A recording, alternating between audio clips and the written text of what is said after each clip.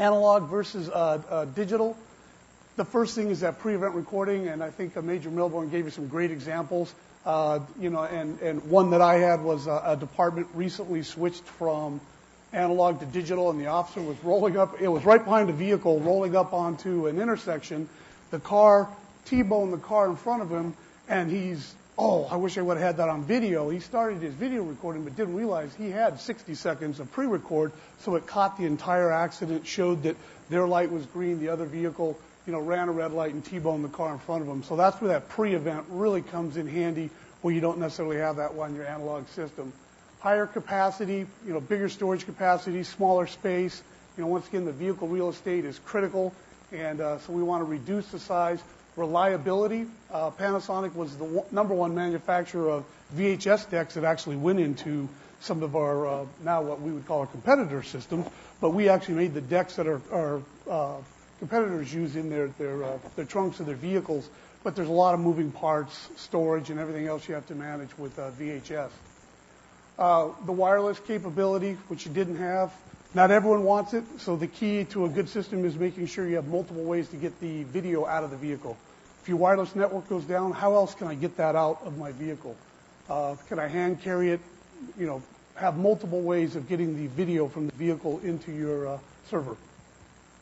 And last, just the ability to search and retrieve. We all remember VHS. If you wanted to see something on the tape, it was fast forward and rewind forever until you found that spot.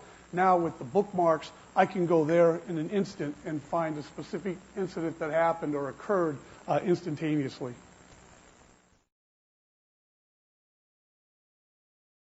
If you don't start with a good camera, you can't improve the quality.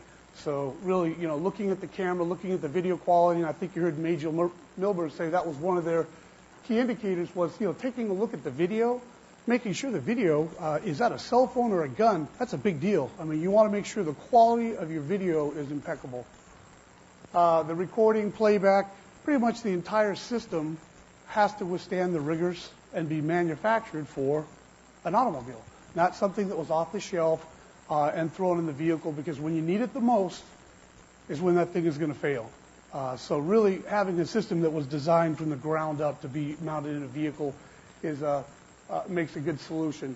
And then the back end, which is something that a lot of people forget about, because everyone thinks about the video equipment, the hardware, but the actual software is an important function to look at, and look at all the functionality of that software, ease of use.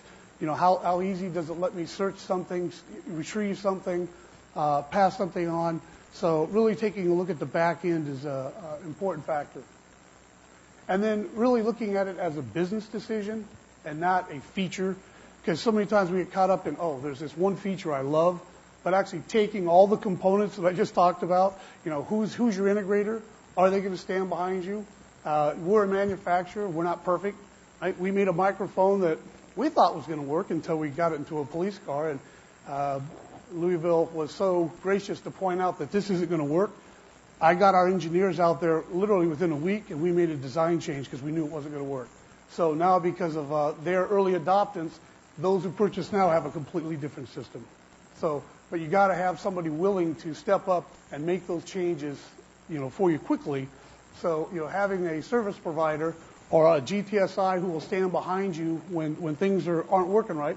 Because when you make a change like this, it's like adding a CAD or RMS.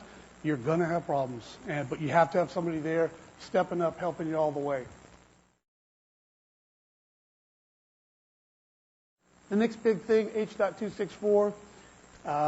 Just to note, the big thing here is just taking that same file size or same quality video and having a much smaller file, or for the same file size, having a much higher quality video. And it's really what's going to be HD technology. So H.264 is really for high definition television, but we'll be able to use it in the field to have better quality video, or the same quality we have today, if that's acceptable, but at a much smaller file size and saving the storage.